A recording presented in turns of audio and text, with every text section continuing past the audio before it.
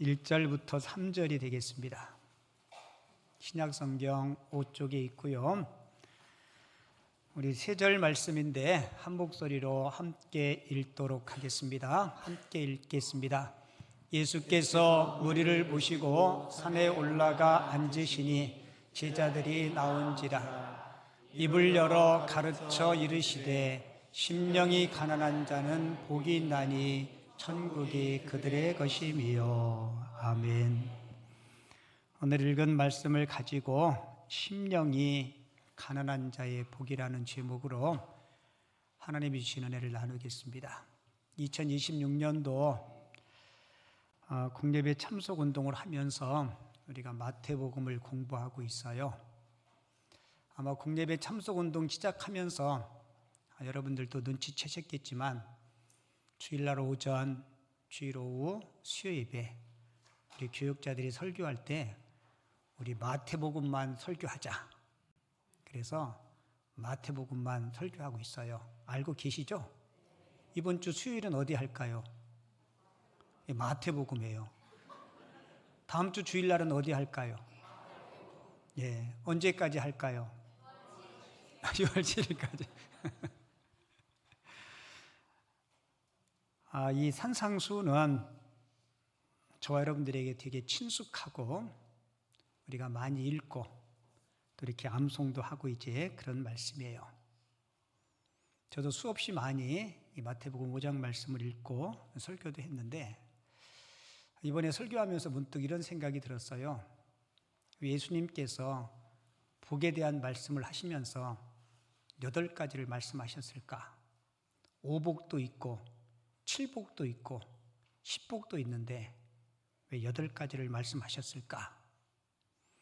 근데 성경에 예수님께서 어떤 말씀이시나 어떤 행동이나 무엇인가를 할 때 그냥 생각 없이 계획 없이 하시는 건 하나도 없더라고요. 예수님께서 이 5복도 아니고 7복도 아니고 10복도 아닌 8복을 말씀하신 데는 분명한 이유가 계시더라고요. 우리가 알다시피 성경의 숫자 가운데 7이라는 숫자를 무슨 수라 그래요? 완전수라고 이야기합니다. 근데 이 8은 새로운 시작을 상징해요. 여러분이 알다시피 구약의 이스라엘 백성들은 아들을 낳으면 8일째 할례를 하죠. 이 할례는 언약의 백성으로 들어오기를 시작하는 의미가 할례입니다. 그리고 우리 예수님도 안식 후 첫날, 그 다음 날 8일째 주님이 부활을 하세요. 새로운 창조와 구역의 시작을 의미하죠. 그러니까 8이라는 숫자는 단순한 숫자로만 그치는 것이 아니고 예수를 믿고 구원받은 저와 여러분들이 새로운 사람이 되었다면 이렇게 살아야 한다라고 주님께서 주신 말씀이에요. 그래서 8복은 8가지 복인데 나와 하나님과의 관계에서 이 8복이 시작되고요. 그리고 복음으로 말미암아 변화된 우리, 그리고 그러한 그리스도인들이 세상 속에서 어떻게 살아가야 되는가에 대해서 우리에게 말씀해 줍니다. 그래서 첫 번째 제1복과 마지막 8복은 동일하게 천국이 그들의 것이라는 말씀으로 시작하고 끝을 맺어요. 자, 우리 2가지 복 같이 한번 볼까요? 1복과 8복 볼게요. 심령이 복이 있나니 천국이, 예, 그리고 마지막 8복 5장 8절에 보면 의를 위하여 박해를 받는 자는 복이 있나니 천국이 그들의 것이며. 자, 보세요. 심령이 가난한 자는 하나님을 만난 자, 예수 그리스도를 통하여 새로운 생명을 얻은 자. 여러분, 이런 사람은 세상의 삶 속에 박해가 있다 할지라도 끝까지 그 믿음을 지키게 됩니다. 천국이 그런 자들의 것이라는 거예요. 그러니까 이 8복은 이렇게 가로처럼 마지막 복과 처음 복이 쌓여 있어요. 여러분, 예수님은 이 산상순 5장, 6장, 7장을 통해서 저와 여러분들이 어떻게 하나님을 섬기고 신앙의 삶을 살아야 되는지 우리에게 목표를 제시해 주고 있어요. 마태복음 5장 맨 마지막 절 한번 볼게요. 48절에 보면 이렇게 기록되어 있어요. 자, 자막 보고 같이 읽어요. 시작.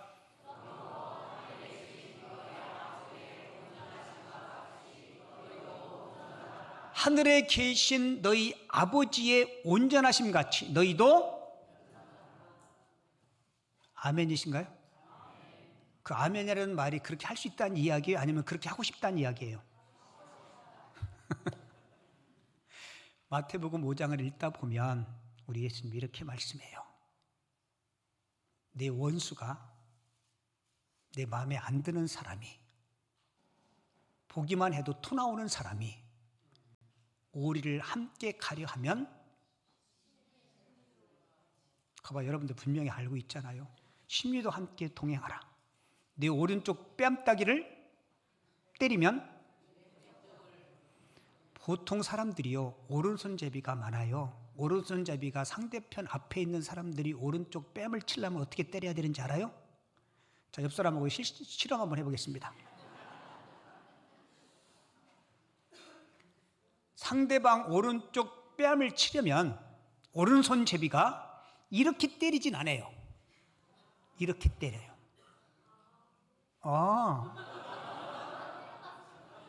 네, 여러분, 야 이놈아! 하고 오른손으로 왼뺨을 치는 거하고 손등으로 상대편 오른쪽 뺨 치는 거하고는요 상당히 달라요.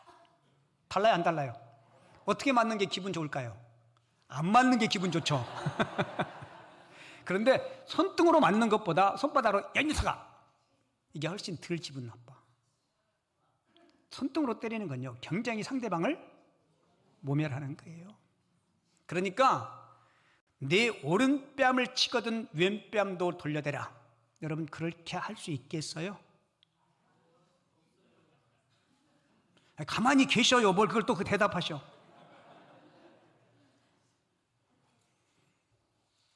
내 속옷까지 달라 하면 겉옷까지 주라. 여러분 5장에 주님이 그 말씀을 쭉 하셔요. 그리고 마지막 절에서 뭐라고 말해요? 하늘에 계신 너희 아버지 온전하심 같이 너희도. 저는 이 말씀을 읽으면서 여러분 목사도 이렇게 살기 힘들어요. 솔직히 교회에서 신앙생활하다 이런 분이 있어요. 여기에는 없었으면 좋겠지만 나 기분 나빠서 교회 못 다니겠다. 나 기분 나빠서 그이 때려치겠다. 여러분 우리가 기분으로 하나님 섬기고 기분으로 봉사하고 그러나요? 여러분 주님이 말씀보다 신앙보다 내 감정과 내 기분이 앞서면 안 되는 거예요. 여러분 오른병 뺨 맞고 교회 나올 사람 있겠어요?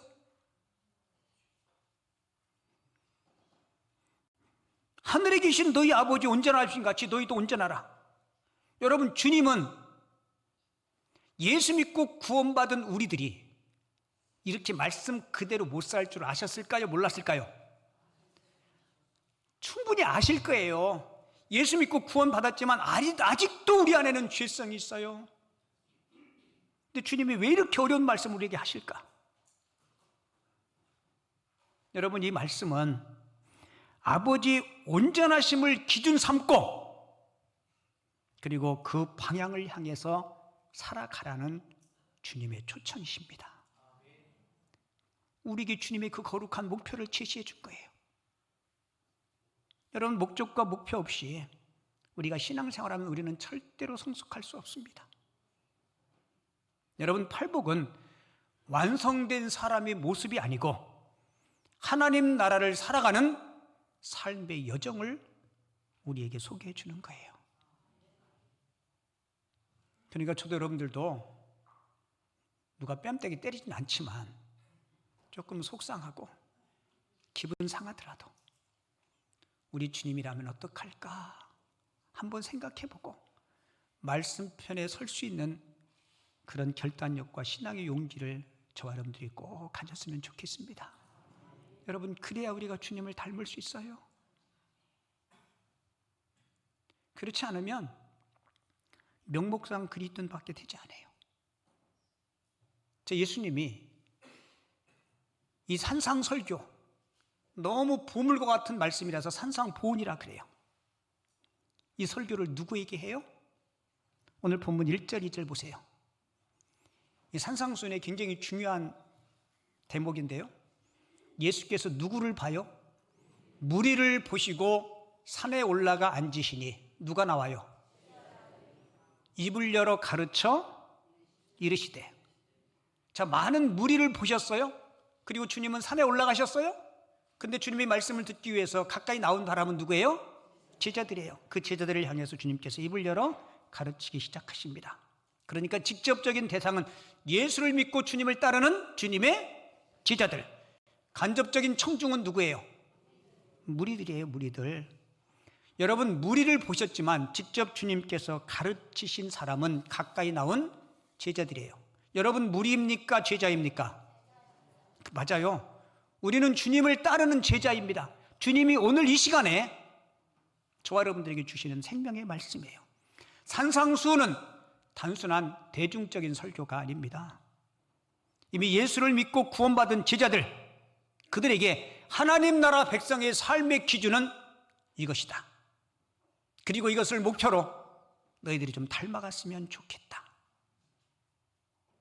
그리고 그렇다고 해서 그 무리들, 그 청중들을 주님이 무시한 게 아닙니다. 산상수훈이 끝나는 맨 마지막 장 7장 28절에 보면 이렇게 기록되어 있어요. 예수께서 이 말씀을, 산상수훈 설교가 끝난 거예요. 그런데 무리들이, 5장 1절에 나오는 그 무리들이 그의 가르치심에 뭐 했다고요? 놀랬다라고 이야기해요. 그러니까 무리들도 이 말씀을 들었어요, 안 들었어요? 들었어요. 근데 그들의 위치상 아마 바깥 변두리에서 들은 것 같아요. 그러니까 산상수훈은 제자들에게 주신 말씀이며 또한 동시에 무리를 그리스도의 제자로 부르신 말씀입니다. 여러분, 무리 가운데 주님의 말씀을 듣고 주님이 제자의 자리로 나온 사람이 있었을까요? 없었을까요? 예, 틀림없이 있었을 거예요. 모든 무리가 다 주님의 제자가 되진 않았더라도 주님의 말씀을 듣고 성경은 그 무리들 가운데 놀람과 깨달음이 있었다라고 기록하고 있어요. 그리고 또 한 가지, 우리 예수님이 왜 산에 올라가셔서 이 말씀을 하셨을까? 8가지 복을 말씀하신 것도 주님의 의도가 있었죠, 그죠? 그리고 산이라는 장소를 선택하신 것도 주님께서 의도를 가지신 거예요. 우리 마태복음 공부하고 있는데 마태가 1차적인 수신자, 1차적인 대상자를 누구로 해서 기록했다 그랬죠? 유대인이 누구냐면, 유대인들은요, 하나님은 믿지만 예수님이 이 땅에 우리의 메시아로 오신 것을 믿지 않는 사람들이 유대인들이에요. 지금도 이스라엘에 가면 정통 유대인들은 아직도 예수님 메시아가 안 왔다라고 생각해요. 그래서 복음률이 제일 낮은 나라가 이스라엘이에요. 그 사마리아와 땅끝 그랬는데 그 땅끝이 예루살렘이에요. 이스라엘. 그 대한민국의 선교사님들이 다시 역으로 이스라엘에 가서 선교 활동을 해요. 여러분, 예수님이 유대인들을 대상으로 마태를 통해서 마태복음을 기록했는데 이방인들을 대상으로 기록한 누가복음은, 이 산상수훈의 말씀이 누가복음 6장에도 나오거든요.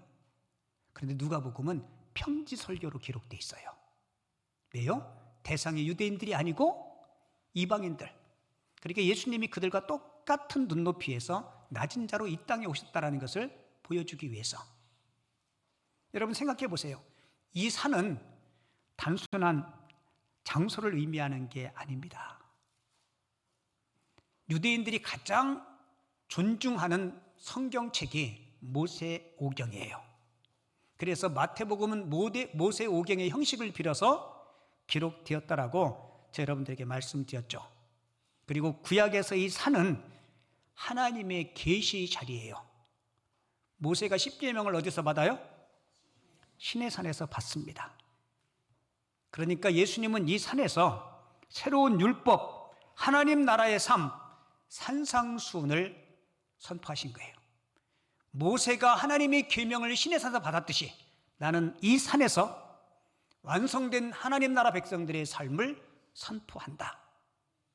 여러분, 우리가 마태복음을 공부하다 보면 다 예수님이 의도를 가지고 예수님이 우리의 구원주 메시아 그리스도라는 사실을 깨닫지 못한 그들에게 깨우침을 주시기 위해서 이 말씀을 하신 거예요.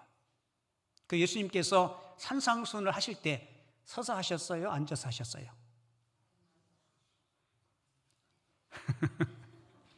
예수께서 산에 올라가 앉으시니 제자들이 나온지라. 그냥 점심 먹을 생각만 하지 마시고 좀 귀를 좀 기울이시고 오늘 점심이 뭘까? 올라올 때 냄새 맡아보니까 뭐 같은데 보통 설교자들은 서서 하잖아요. 강의도 그렇고 설교도 그렇고.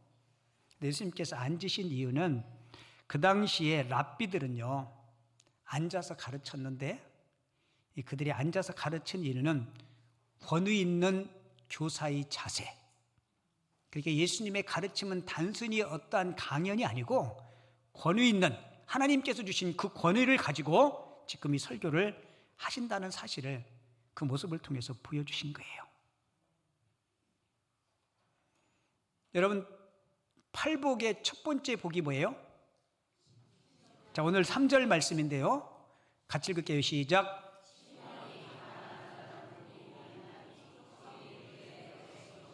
이렇게 이해가 팍 되시나요?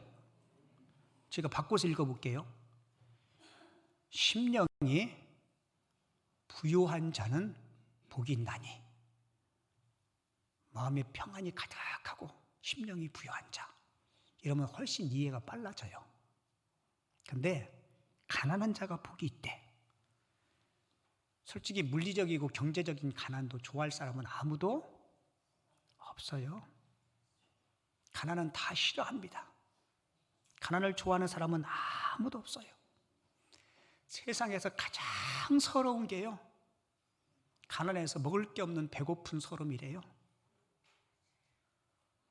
그리고 이 굶주림은 최악의 고통입니다. 세상에 제일 불쌍한 사람이 먹을 게 없어서 아사하는 사람, 굶어 죽는 사람이에요. 가끔 제3세계 아프리카에 굶주린 사람들, 그 아이들 보면요 정말 뼈만 있어요. 뼈만. 눈만 동그랗고. 그분 너무 안타까워요. 때로는 절대 빈궁을 경험해보지 못한 사람들이 가난을 아름답게 미화하면서 이런 말을 하죠. 가난은 부끄러운 것이 아니라 다만 불편할 뿐이다. 근데 현실은 다르죠. 불편할 것뿐만 아니라 우리의 행복도, 우리의 기쁨도, 우리의 삶의 질도 뺏어가요. 그렇다고 여러분, 가난은 죄가 아니죠, 그죠? 가난이 죄인가요? 여러분, 가난은 죄가 아니에요. 그런데 잘 들으세요. 가난은 많은 죄를 낳게 합니다. 가난 때문에, 굶주림 때문에. 우리말에 이런 말 있죠. 3일 굶으면 담 안 넘을 사람이 없다. 가난은 가장 무거운 인생의 짐이에요. 그래서 어떻게든지 우리는 이 가난을 피하려고 하고 벗어나려고 했습니다. 근데 예수님은 가난을 이야기하면서 심령이 가난한 자는 뭐라고요? 복이 있다. 우리 상식과는 맞지 않는데 주님은 지금 역설적인 교훈을 하고 계세요. 이제 우리는 우리 스스로에게 한번 물어봐야 돼요. 예수님이 말씀하신 심령의 가난이 뭘까? 이거는 물질적인 가난을 이야기하는 게 아닙니다. 여러분, 우리 예수님이 저와 여러분들에게 부유하게 살기를 원할까요? 가난하게 살기를 원할까요? 그거를 질문이라고 합니까? 주님은 저와 여러분들이 심령이든 경제적이든 환경적이든 가난하게 살기를 원치 않아요. 자, 주님이 우리가 그렇게 싫어하는 그 가난을 이야기하면서 심령을 거기다 붙였어요? 심령이 가난한 자의 복은 이런 의미예요. 내 자신의 무능함을 알고 하나님을 전적으로 의지하는 자가 복이 있느니라. 목마른 사슴이 시냇물을 찾듯이, 배고픈 자가 먹을 것을 찾듯이 내가 하나님을 전적으로 의지하는 자가 복이 있다는 거예요. 여러분, 배부르면 아무리 맛있는 음식도 만나지가 않아요. 세상에 제일 맛있는 음식이 뭔지 알아요? 배고플 때 먹는 음식이 세상에서 제일 맛있어요. 그래서 예수님은 심령이 배고픈 자, 하나님을 전적으로 의지하는 자가 복이 있다라 말씀하는 거예요. 자, 좀 더 구체적으로 심령이 가난한 자란 어떤 의미인지 잠깐 몇 가지 살펴볼게요. 첫 번째로는 하나님 앞에서 내가 죄인임을 인정하는 사람. 여러분, 죄인이에요, 아니에요? 그죠? 무슨 죄 졌어요?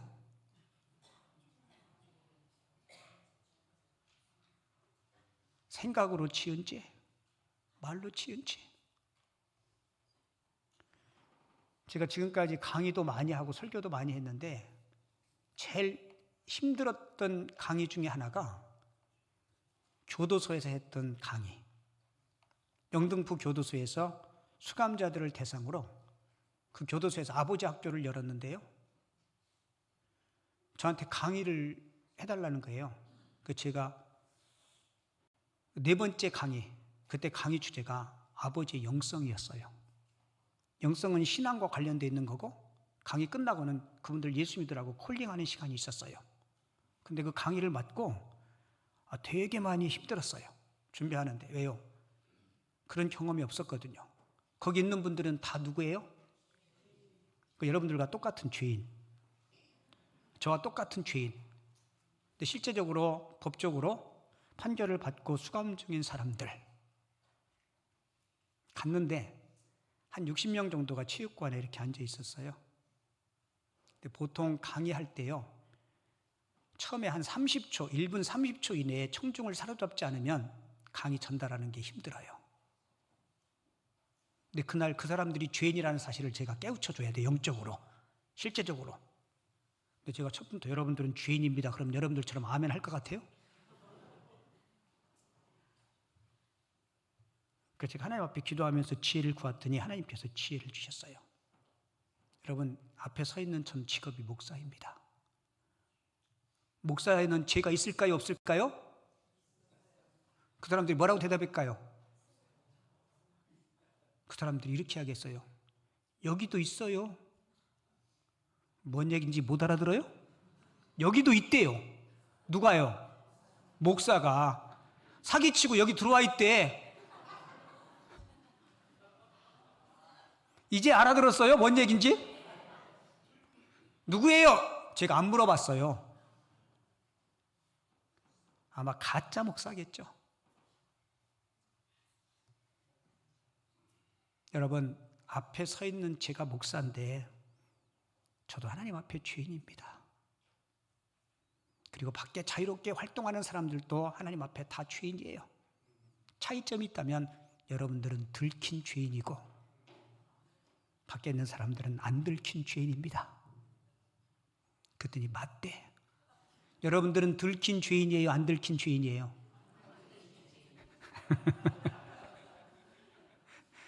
그래서 이제 본인들이 죄인임을 인정했어요. 그리고 강의를 잘 풀어나갔더니 잘 듣고 마지막 콜링할 때도 예수를 나의 구주로 영접하겠다고 그 자리에서 일어나서 영접기도도 하고 그랬어요. 여러분, 심령이 가난하지 않으면 내가 죄인이라는 사실을 인정할 수 없습니다. 여러분, 인정하는 이 시점부터 우리가 주님을 닮아가는 거예요. 누가복음 18장에 보면 두 사람이 성전에서 기도하는 내용이 기록되어 있어요. 바리새인과 세리. 여러분, 누구의 기도를 주님이 들으세요? 차이점이 뭐예요? 바리새인은 자신의 죄를 인정하지 않습니다. 하나님, 저는 일주일에 2번 금식했고요. 소득의 11조를 꼬박꼬박 드렸고요. 그리고 저기 앉아있는 저 세리와는 저는 차원이 다릅니다. 자신이 행한 일을 자랑하고 자신의 영적인 교만한 태도를, 하나님은 그런 기도 안 들으세요. 세리는 어떻게 기도해요? 성전 앞자리에도 못하고 저 뒷구석에서 눈물을 흘리면서 가슴을 치면서 하나님이여 나는 죄인이로소이다. 눈물을 흘리며 가슴 치는 그 세리의 기도를 주님이 들으세요. 여러분, 심령이 가난한 자는 영적인 자만을 버리고 내가 죄인이라는 사실을 깨닫고 하나님 앞에 겸손히 엎드릴 때, 그때 하나님께서 놀라운 천국의 기쁨과 천국의 은혜를 우리 심령 가운데 주실 줄을 믿습니다. 그리고 심령이 가난한 자 두 번째는요, 전적으로 우리 하나님만을 의지하는 자예요.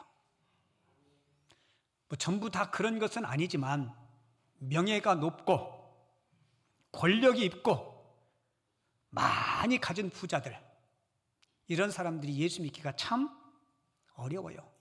마태복음 19장에 보면 부자가 천국 가는 것이 얼마나 어려운지 예수님께서 낙타가 어디요? 바늘 구멍으로 들어가는 것보다 부자가 천국 가는 게 어렵대요. 여러분, 바늘귀가 얼마나요? 콧구멍 많다고요? 아유, 그렇게 큰 바늘은 없어요. 아주 작아요. 왜요? 물질을 의지하니까, 권력 의지하니까, 이거 가지면 세상에 안 되는 거 없을 것 같으니까. 여러분, 모세가 120년을 살잖아요. 근데 모세의 생애는 40년, 40년, 40년 이렇게 3기로 나누어져요. 여러분, 재밌는 게 성경 한번 보세요. 모세가 40년은 바로의 궁궐에서 살죠. 40년은 미디안 광야에서 살아요. 근데 바로의 궁궐 40년, 미디안 광야 40년에 대한 성경의 기록을 한번 찾아보세요. 몇 줄 없어요. 거의 그 기록을 생략해요. 아마 기록할 게 많다면 바로의 궁궐 생활 40년이 여러분 얼마나 기록거리가 많겠어요? 근데 다 생략해요. 왜요? 그 80년은 모세 자신이 뭔가 할 수 있다라고 생각했던 그때였어요. 미디안 광야 40년 동안의 생활 속에 이 모세가 깨달은 게 뭔지 알아요? 나는 아무것도 아니구나. 그리고 나이 80이 됐을 때 하나님 앞에 소명받아요. 내가 애굽에서 종살이하고 고통 중에 있는 이 백성을 내가 너를 통하여 이끌어낼 것이다. 그때 모세가 5번을 변명합니다. 하나님, 내가 누구이기에 바로에게 갑니까? 하나님께서 하도 말 안 들으니까 모세의 손에 문둥병을 들게 하죠. 다시 가슴에 품었다 꺼내니까 문둥병이 다시 회복돼요. 가지고 있던 지팡이를 던지니까 뭐가 돼요? 그 뱀 어디 잡으라 그래요? 뱀꼬리 잡으면 물리거든요. 근데 뱀꼬리 잡았더니 다시 지팡이로 돌아와요. 그래도 모세가 마지막 변명이 뭔지 아십니까? 하나님, 저는 말 주변이 없습니다. 주여, 보낼 만한 자를 보내소서. 우리 하나님 이렇게 말씀해요. 입을 지은 자가 하나님이고 내가 말 주변이 없으면 말 잘하는 내 형 아론을 붙여주겠다. 그리고 모세 40년의 사역을 성경이 소개하고 있어요. 여러분, 모세가 내가 아무것도 아니라는 철저한 자기 무능을 깨달을 때 하나님은 모세에게 능력의 지팡이를 들려주셨습니다. 여러분, 아무리 잘났어도요, 우리 하나님 없이 못 살아요. 여러분, 한번 아파보세요. 지금까지 살아오시면서 아플 때 있죠.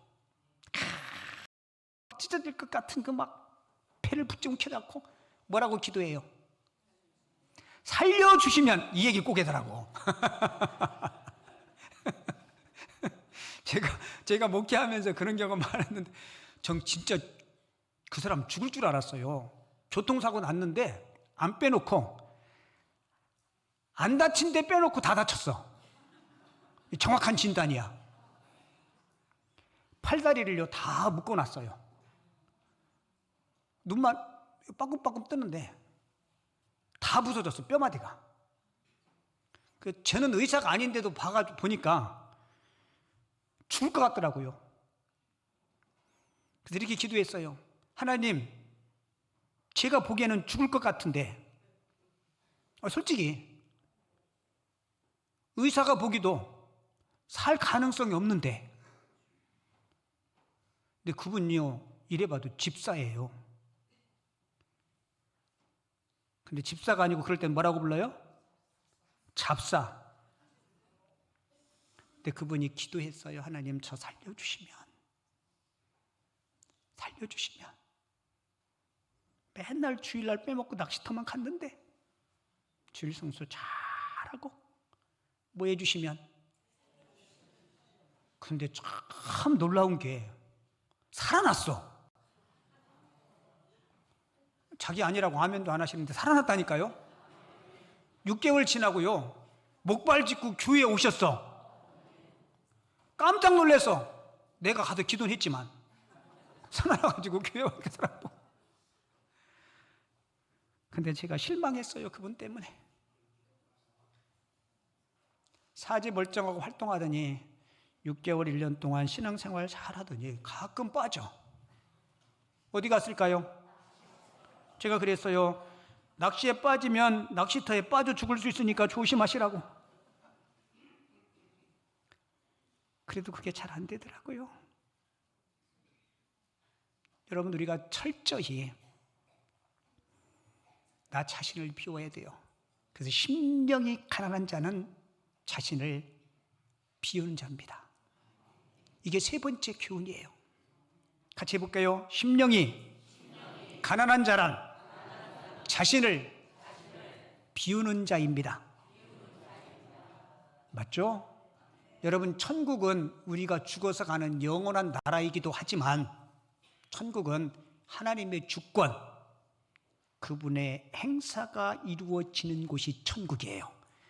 내 마음속에 주님의 통치와 다스림이 있다면 내 마음에 주님의 평강이 임할 것입니다. 여러분들의 가정에 주님의 다스림과 주님의 지배가 이루어진다면 여러분들의 가정은 천국이 될 거예요. 바라기는 저와 여러분들도 내 생각, 인간의 욕심들을 다 내려놓고 우리 주님으로 충만하게 여러분들의 심령을 채울 수 있기를 바랍니다. 그래야 그 거룩한 빈 그릇에 하나님의 나라가 임하는 거예요. 여러분, 12명의 제자를 부르실 때, 베드로, 안드레, 야고보, 요한 부르실 때, 여러분, 예수님이 제자들의 직업군 있죠? 가장 많은 직업군이 뭔지 알아요? 어부. 어부에게 소중한 게 뭐예요? 배와 그물이에요. 근데 제자들이 주님으로 부름 받을 때 배와 그물을 어떻게 해요? 베드로가 예수님의 부름을 받고 배와 그물을 잘 보관하고 주님을 따랐더라, 이렇게 기록하지 않았어요? 제가 궁금했어요. 진짜 버렸을까? 당근마켓에 팔았을 것 같아요.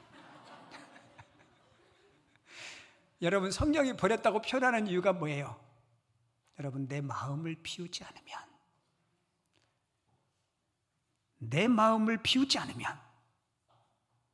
주님의 은혜가 내 마음에 임할 수 없어요. 그러니까 주님으로 가득 채우기를 소망하며 이 제자들은 배와 그물을 과감하게 버린 거예요. 저는 오늘 말씀을 전하는 저나 우리 모든 성도님들이 정말 심령이 가난한 자 됐으면 좋겠어요. 그래서 그 천국을 누릴 수 있는, 천국의 기쁨을 나눌 수 있는 그런 우리 모든 성도님들이 되어줄 수 있기를 주님의 이름으로 간절히 축원을 드립니다.